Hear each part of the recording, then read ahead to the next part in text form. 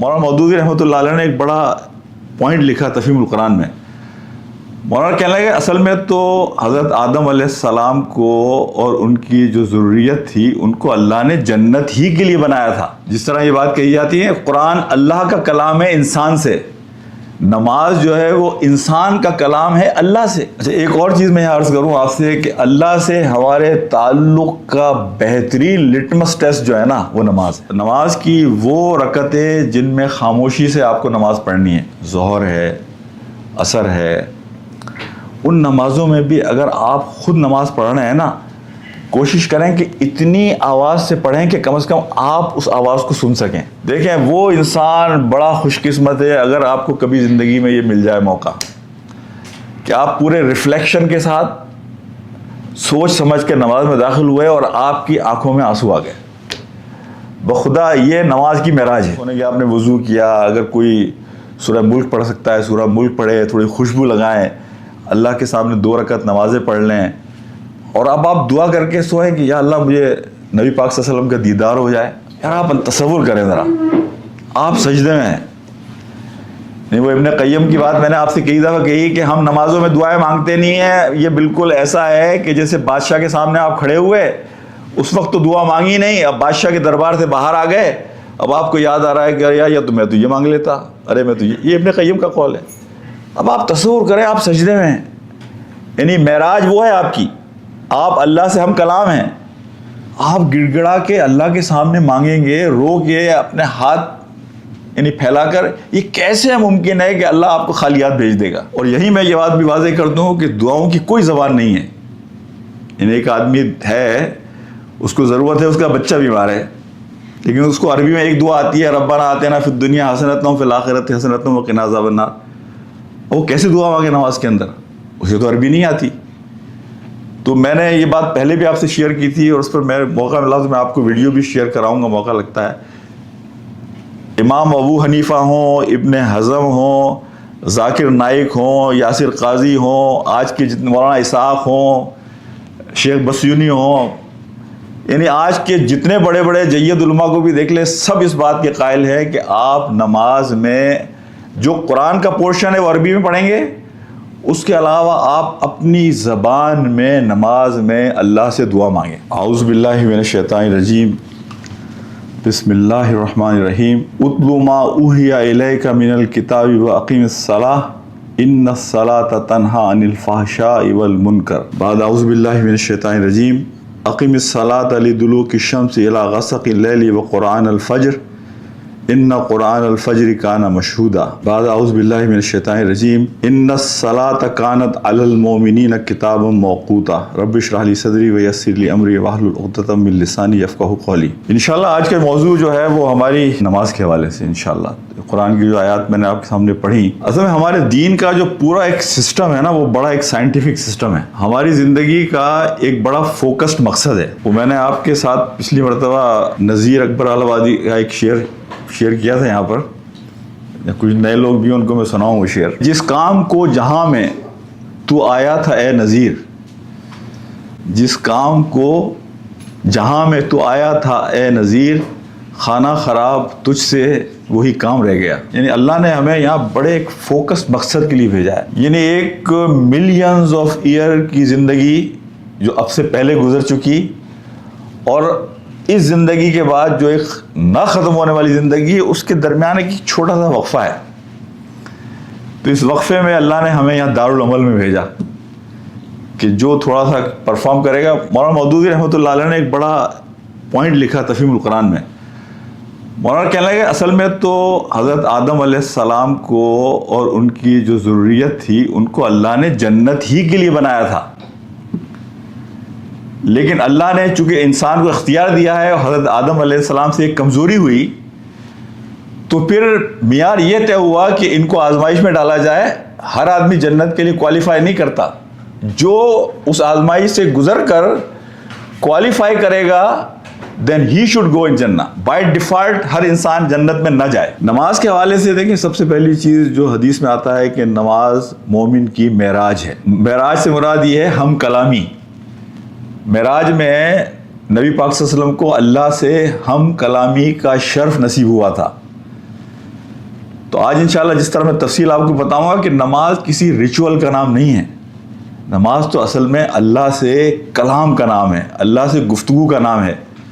جس طرح یہ بات کہی جاتی ہے قرآن اللہ کا کلام ہے انسان سے, نماز جو ہے وہ انسان کا کلام ہے اللہ سے. یہ جو ہم کرتے ہیں نا یہ تمہید ہے, یعنی آپ نے ثنا پڑھی, آپ نے سورہ فاتحہ پڑھی, آپ نے تھوڑا سا قرآن کا پورشن پڑھا. جس طرح ایک بادشاہ کے دربار میں آدمی جاتا ہے تو جانے کے بعد اس سے مخاطب براہ راست نہیں کر دیتا, پہلے بادشاہ کے کچھ اوصاف بیان کرتا ہے اور اس کی کچھ شان بیان کرتا ہے اور اس کے بعد پھر اپنی گفتگو شروع کرتا ہے. مطلب بڑی بے ادبی ہے نا, آپ کسی بھی بڑے آدمی کے پاس جائیں, جب آپ اس سے گفتگو کرتے ہیں تو یہ بے ادبی ہوتی ہے کہ آپ براہ راست اپنی ضرورت کو سلام رکھ دیں.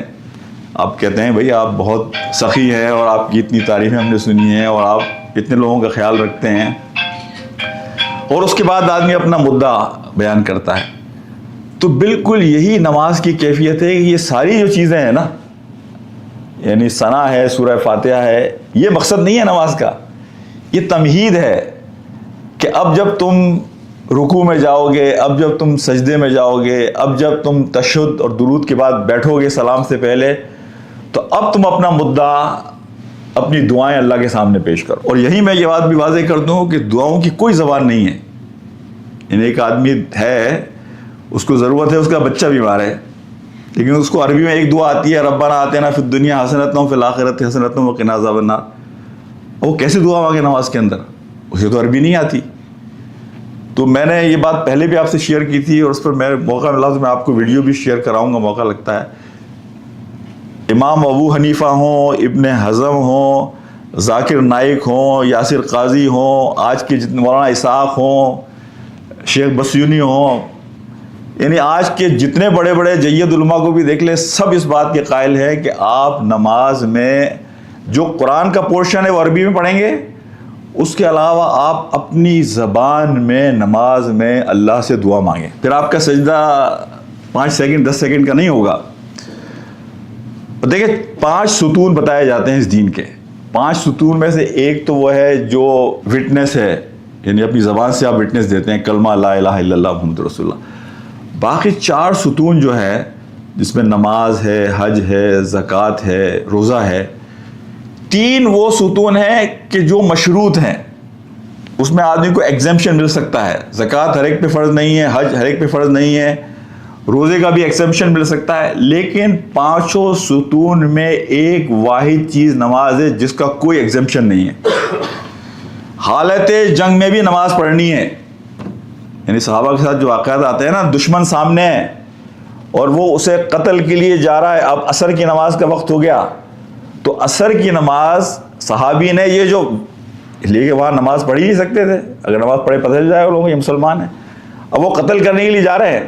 اب اسی دوران چلتے چلتے انہوں نے اپنی عصر کی نماز پڑھی.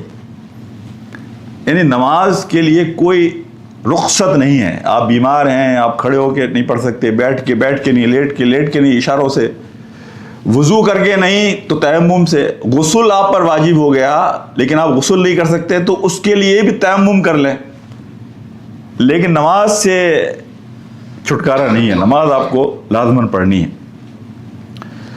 نماز کا جو پورا فلسفہ ہے نا, اب آپ یہ دیکھیں کہ نماز صرف اس چیز کا نام نہیں ہے کہ جو مسجد میں جا کے پڑھی جاتی ہے یا گھر میں پڑھی جاتی ہے. نماز کا ایک پورا سسٹم ہے. نماز کی باہر کی دنیا میں آپ کے ساتھ جو چل رہا ہوتا ہے اس کا براہ راست اثر آپ کی نماز پر ہوتا ہے, یعنی پورے ماحول کا. یعنی آپ نماز میں داخل ہونے سے پہلے کس کیفیت میں تھے, آپ کے ذہن میں, آپ کے اندر اور باہر کتنا شور تھا, کتنی ڈسٹریکشنز تھیں, کتنی چیزوں میں آپ الجھے ہوئے تھے, اسی شور اور انہی الجھنوں کے ساتھ جب آپ نماز میں جاتے ہیں تو آپ یکسوئی کے ساتھ نماز نہیں پڑھ سکتے. تو لہذا نماز کے لیے اسی بات کہی گئی اقامت صلاح, یعنی نماز کے باہر کا سسٹم بھی اپنا ایسا بنانے کی کوشش کرو. نماز تو صرف یاد دلاتی ہے کہ دیکھو اس سسٹم میں دنیا کے جو تم رہ رہے ہو اس میں اللہ کو یاد رکھنا. نماز کا کام صرف اتنا ہے کہ 5 وقت تم بھول نہ جانا. نماز میں آپ آئے, اس نے یاد دلایا کہ دیکھو تمہیں گھر والوں کے ساتھ اس طرح رہنا ہے, دیکھو تمہیں پڑوسیوں کے ساتھ اس طرح رہنا ہے, دیکھو تمہیں اپنے رشتہ داروں کے ساتھ اس طرح رہنا ہے. یعنی نماز وہ یاد دہانی کراتی ہے انسان کو 5 اوقات.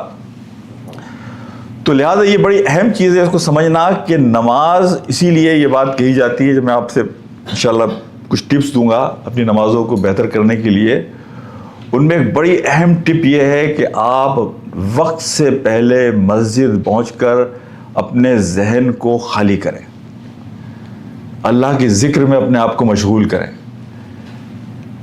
اللہ سے دعاؤں میں اپنے آپ کو مشغول کریں, تاکہ جب مؤذن اقامہ دے صلاح کی, میں نے آپ سے کہا نا کہ ہمارے دین کا ہمارا ایک بڑا فوکسڈ ریزن ہے یہاں دنیا میں آنے کا. بے شمار لوگ مسلمان ایسے ہیں وہ کہتے ہیں ہمیں وقت نہیں ملتا نماز پڑھنے کا. یعنی کین یو بلیو دس؟ یعنی اگر خاص طور پہ میں پاکستان انڈیا کی اگر بات کروں تو میرا اپنا ذاتی خیال یہ ہے, اگر آپ سروے کریں 90% لوگ نماز نہیں پڑھتے. 90% لوگ, یعنی اذان ہوگی, نماز کا وقت ہوگا, لوگ باہر اپنے مصروف ہوں گے کاروبار میں, اپنی چیزوں میں. یعنی مجھے تو حیرت ہی ہوتی ہے کہ جمعے کی نماز پڑھنے والوں کی تعداد بھی بہت کم ہے ہمارے ملکوں کے اندر. آپ اپنے محلے کی مسجدوں سے اندازہ لگا لیں نا کتنی مسجدیں ہمارے محلوں میں وہاں, اور وہاں آبادی کتنی ہے. یعنی یہاں تو یہ ہے کہ ایک مسجد میں 3-3 4-4 نمازیں ہوتی ہیں, لیکن پاکستان کی 99% مساجد میں ایک ہی نماز ہوتی ہے جمعے کی, اور وہاں آبادیاں دیکھیں آپ. تو مطلب یہ ہے کہ یہ وہ عبادت ہے کہ جس کے بارے میں انسان کو یہ کوشش کرنی ہے کہ بھائی مجھے کم از کم اس میں اتنا کرنا ہے. وہ جو نبی کی حدیث ہے نا, تم جو نماز میں داخل ہوتے ہو تم میں سے کچھ ایسے ہیں جس میں 10 میں کا 1 حصہ ملتا ہے انہیں, کچھ ایسے ہیں انہیں 10 میں کا 9واں حصہ ملتا ہے, کچھ ایسے ہیں انہیں 10 میں کا 8واں حصہ ملتا ہے. لیکن کچھ لوگ ایسے ہیں کہ جو پورا کا پورا نماز کا اپنا ثواب لے کر نماز سے فارغ ہوتے ہیں. یعنی ایک ہی صف میں ہم سب کھڑے ہیں, میں نے بھی اللہ اکبر کہا, جاوید بھائی نے بھی اللہ اکبر کہا, لالا جی نے بھی اللہ اکبر کہا. جاوید بھائی ہو سکتا ہے 10 میں سے 10 لے کے چلے جائیں, مجھے 10 میں سے 1 نمبر ملے, لالا جی 10 میں سے 8 نمبر لے کے چلے جائیں, ہر ایک کی نماز.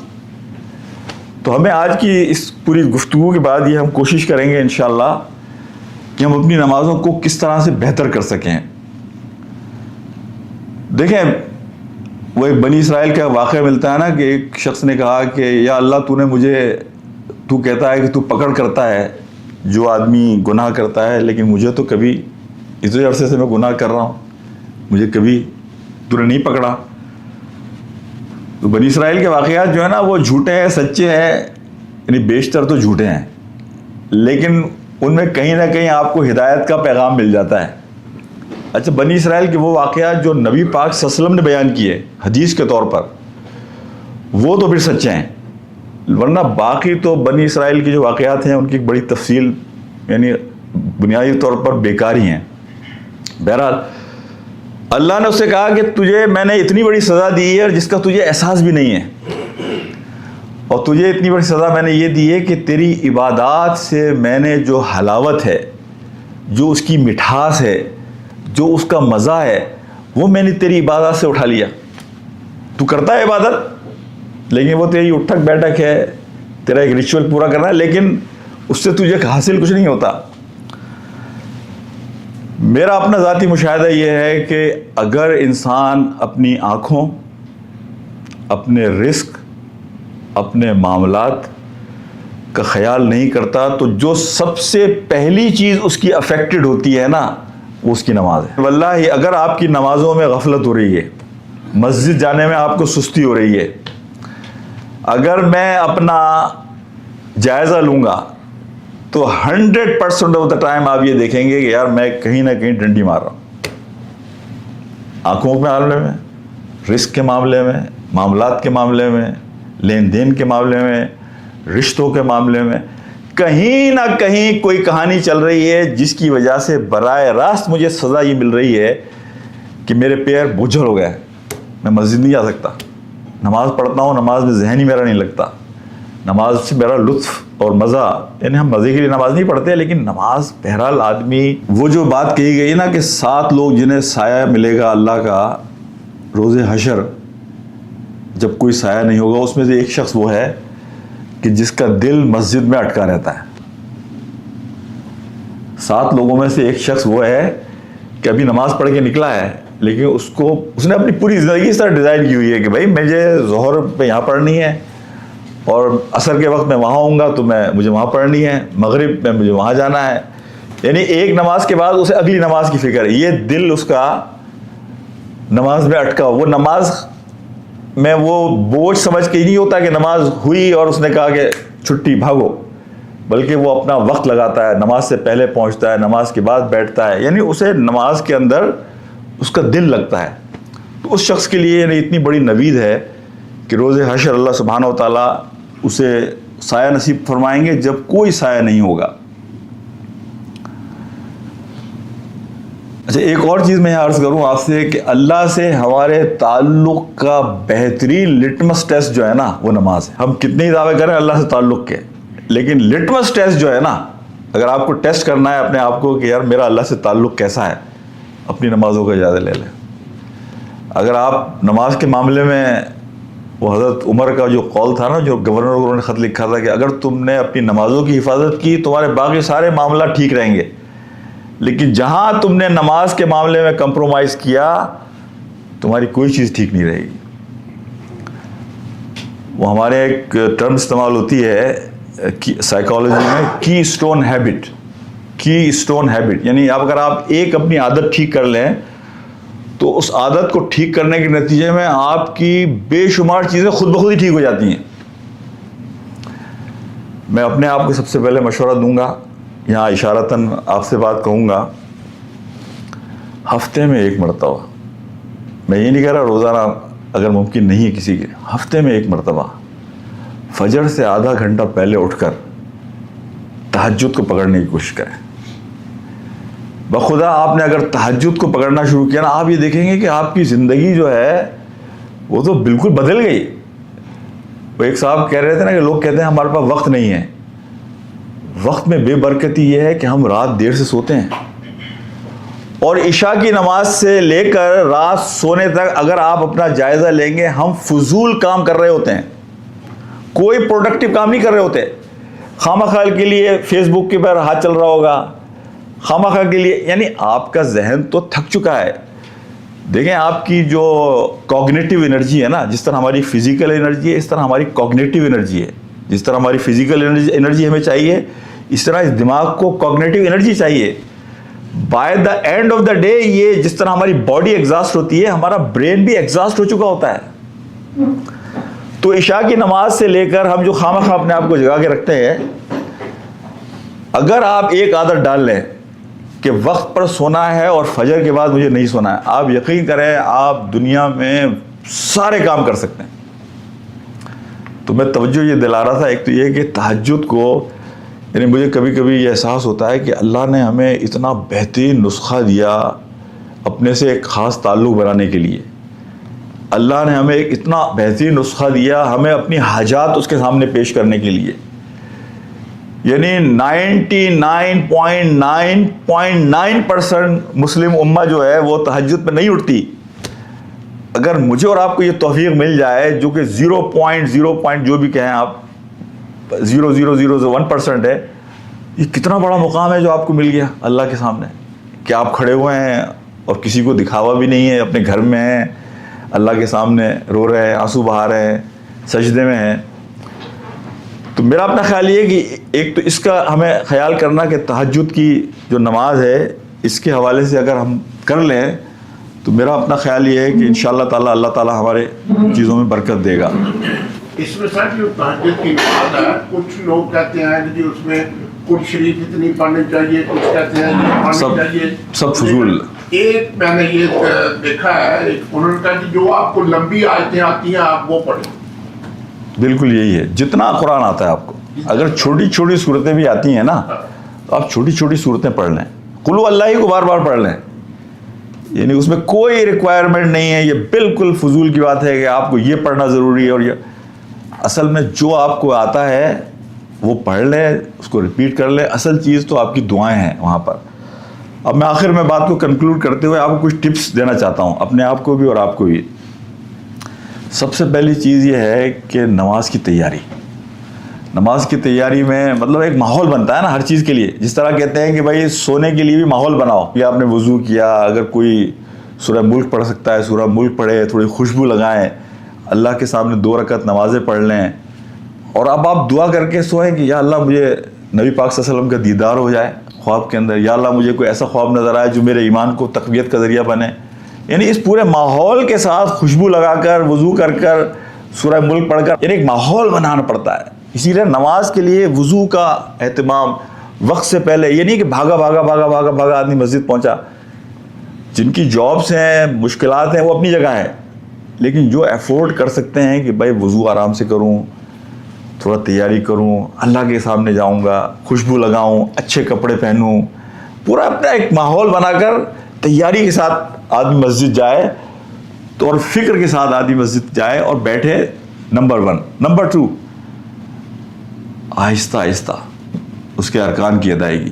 میں کہتا ہوں اور کچھ نہ کریں, یہی کر لینا کہ بھئی ہم کھڑے ہو کے آرام سے تلاوت کروں گا, آرام سے رکوع میں جاؤں گا, آرام سے کھڑا ہو کر پھر سجدے میں جاؤں گا, سجدوں کے درمیان.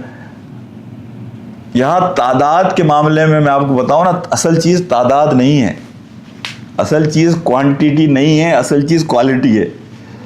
اگر آپ 2 رکعت بھی پڑھ سکتے ہیں نا, تو ان 2 رکعتوں میں خوبصورتی پیدا کریں, انہیں آرام سے پڑھیں, اس میں وقت لگائیں, بجائے اس کے کہ وہ نبی کریم کی حدیث ہے کہ وہ چوری, سب سے بری چوری جو ہے وہ نماز کی ہے, کہ لوگ مرغی کی طرح آدمی نماز کو پڑھے.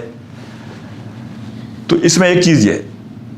تیسری چیز یہ ہے کہ نماز میں کچھ جتنا آپ کو یاد ہو کوشش کر لیں. دیکھیں ہم دنیا میں باقی چیزوں کے لیے کوشش کرتے ہیں کہ سمجھ کے پڑھنا, اور کچھ نہیں تو چند صورتیں جو ہیں ان کا ترجمہ آدمی ذہن میں رکھ کے پڑھے. اب سبحان ربی العظیم آپ پڑھ رہے ہیں, اللہ کا ایک تصور کریں, اللہ کی کبریائی کا, اللہ کی بڑائی کا. آپ سبحان ربی الاعلیٰ کہہ رہے ہیں سجدے میں.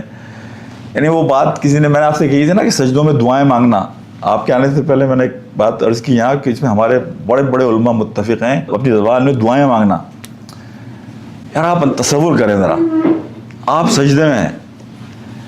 نہیں, وہ ابن قیم کی بات میں نے آپ سے کئی دفعہ کہی کہ ہم نمازوں میں دعائیں مانگتے نہیں ہیں. یہ بالکل ایسا ہے کہ جیسے بادشاہ کے سامنے آپ کھڑے ہوئے, اس وقت تو دعا مانگی نہیں, اب بادشاہ کے دربار سے باہر آ گئے, اب آپ کو یاد آ رہا ہے کہ یا تو میں تو یہ مانگ لیتا, ارے میں تو یہ ابن قیم کا قول ہے.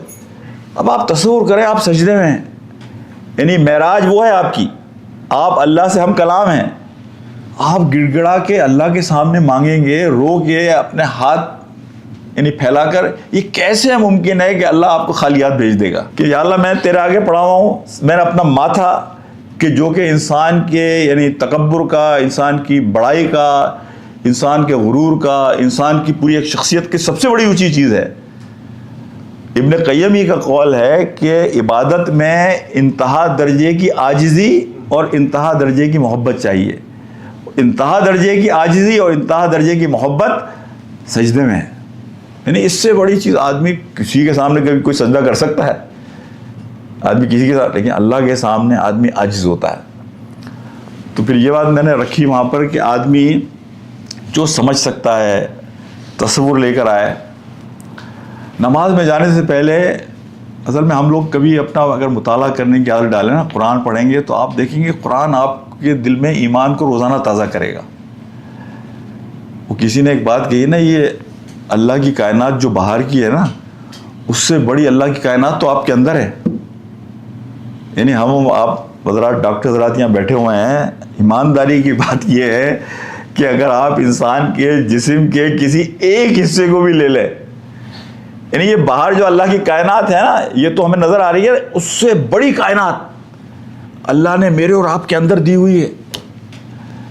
جسے وہ آج ایک ڈاکٹر صاحب کی میں بات سن رہا تھا, وہ کہنے لگے کہ ہم بہت سینئر سرجن ہیں, خود اعتراف کرتے ہیں سارے ڈاکٹر کہ بھائی ہمارے بے شمار علاج جو ہے نا وہ تکے پہ چل رہے ہوتے ہیں کہ بھائی یہ ٹرائی کر لو, یہ ٹرائی کر لو, یہ ٹرائی کر لو, یہ ٹرائی کر لو. یعنی ہم تو 10% بھی سمجھے ہی نہیں ہے کہ انسان کا جسم کیا ہے. روزانہ ان پہ غور کرنا, قرآن کی آیات کو پڑھنا, یہ آپ کو ہمبل کریں گی. دیکھیں وہ انسان بڑا خوش قسمت ہے اگر آپ کو کبھی زندگی میں یہ مل جائے موقع کہ آپ پورے ریفلیکشن کے ساتھ سوچ سمجھ کے نماز میں داخل ہوئے اور آپ کی آنکھوں میں آنسو آ گئے. بخدا یہ نماز کی معراج ہے. وہ نماز جس نماز میں آپ کے آنسو نکلنا شروع ہو جائیں، اس لیے کہ آپ اللہ کے تصور کے ساتھ، عاجزی کے ساتھ، یعنی آپ کے اندر یہ کیفیت پیدا ہو گئی کہ میں اللہ نے دیکھو مجھے یہ موقع دیا ہے کہ میں اس کے سامنے سجدہ کر رہا ہوں، وہ اتنا بڑا اللہ مجھ جیسے آدمی کو یہ موقع دے رہا ہے کہ میں اس کی مسجد میں آؤں، مجھے یہ موقع دے رہا ہے کہ میں اس کے آگے ہاتھ اٹھا کے دعا مانگوں، مجھے یہ موقع دے رہا ہے کہ میں اسے مخاطب کروں. تو اس خیال سے، اس تصور سے آدمی کی آنکھوں میں آنسو آ جائے، وہ نماز حقیقت میں سمجھ لیں کہ آپ اس نماز کو تو پکڑ لیں. اگلی بات میں یہ کہوں گا کہ نماز میں اپنے روٹین کو چینج کریں. ہم میں سے اکثر لوگ یہ ہوتا ہے کہ ہر نماز میں قل اللہ پڑھ رہے ہوتے ہیں. اس کا مطلب ہوتا ہے آپ آٹو پائلٹ پہ ہیں، آپ نے اللہ اکبر کا ثنا پڑھی، فاتحہ پڑھی، قل اللہ، اب آپ کو یہ پتہ ہی نہیں کہ آپ نے پہلی رکعت میں کیا پڑھا. روٹین کو چینج کریں، چاہے 4 صورتیں ہی آپ کو آتی ہیں، لیکن یہ سوچ کے جائیں کہ یار میں پہلی رکعت کے اندر جو ہے نا سورہ فاتحہ کے بعد قل اللہ پڑھوں گا، پھر مجھے سورہ کافرون یاد ہے وہ پڑھوں گا، پھر مجھے سورہ نصر یاد ہے وہ پڑھوں گا. یعنی پہلا ایک پلان کر کے اس کو بھی چینج کریں روٹین کو، تاکہ بعض لوگ تو یہ بھی ٹپ دیتے ہیں کہ آپ نے ثنا پڑھ لی، آپ نے کہا ایک چیز ہو گئی، سورہ فاتحہ پڑھی، ہاں بھائی 2 چیزیں ہو گئیں، اس کے بعد کوئی سورہ پڑھی، کم از کم آپ کی توجہ تو نماز کی طرف یعنی رہے گی. اچھا، اس میں ایک اور چیز میں آپ سے کہوں گا کہ وہ قرآن پڑھنے کی کوشش کریں نمازوں میں جو آپ مشکل سے پڑھ پاتے ہیں، یاد نہیں ہے پوری طرح، کوشش کر رہے ہیں آپ. آخری چیز میں یہ کہوں گا، نماز کی وہ رکعتیں جن میں خاموشی سے آپ کو نماز پڑھنی ہے، ظہر ہے، عصر ہے، ان نمازوں میں بھی اگر آپ خود نماز پڑھ رہے ہیں نا، کوشش کریں کہ اتنی آواز سے پڑھیں کہ کم از کم آپ اس آواز کو سن سکیں. ہم میں سے اکثر یہ غلطی کرتے ہیں کہ ہم نماز کو دل ہی دل میں پڑھتے ہیں.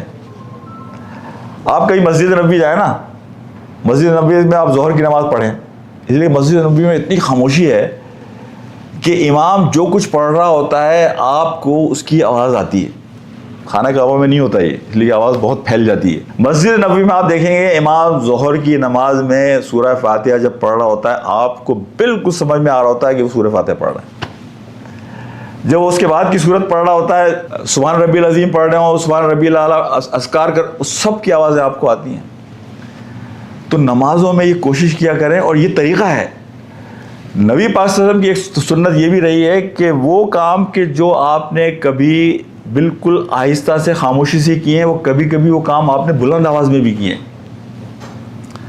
تو روٹین کی نمازوں میں یہ روٹین بنائیں کہ اکثر ہم جو دلی دل میں پڑھ رہے ہوتے ہیں، کم از کم اتنی آواز میں الحمدللہ رب العالمین الرحمن الرحیم، مجھے یہ آواز آ رہی مالک ایاک نعبد ایاک نستعین، کم از کم میرے کان جو ہے نا وہ سن رہے ہیں، تو یہ کم از کم مجھے الرٹ رکھ سکیں گے. امام غزالی نے تو نماز کے 7 درجے بتائے ہیں. یعنی ایک تو میکینیکل نماز ہے، ایک سوچ سمجھ کر پڑھنے والی نماز ہے، ایک نماز وہ ہے جس میں میں نے کہا نا کہ آپ کو رونا آ جائے. رونا نہ آئے تو کم از کم آدمی ایسی کیفیت اپنے اوپر طاری کر لے. لیکن بہرحال خلاصہ یہ ہے کہ نماز ہماری زندگی کی وہ بنیادی چیز ہے کہ اس کی ہمیں فکر کرنی چاہیے. نماز اللہ سے ہمارے تعلق کی بہترین ریفلیکشن ہے. نماز اللہ سے ہماری ہم کلامی ہے. نماز ہماری معراج ہے. نماز کی کوئی ایگزیمپشن نہیں ہے، کوئی رخصت نہیں ہے، چاہے کسی بھی حالت کے اندر ہم اور آپ ہیں. اللہ تعالی ہمیں اس کی توفیق دے.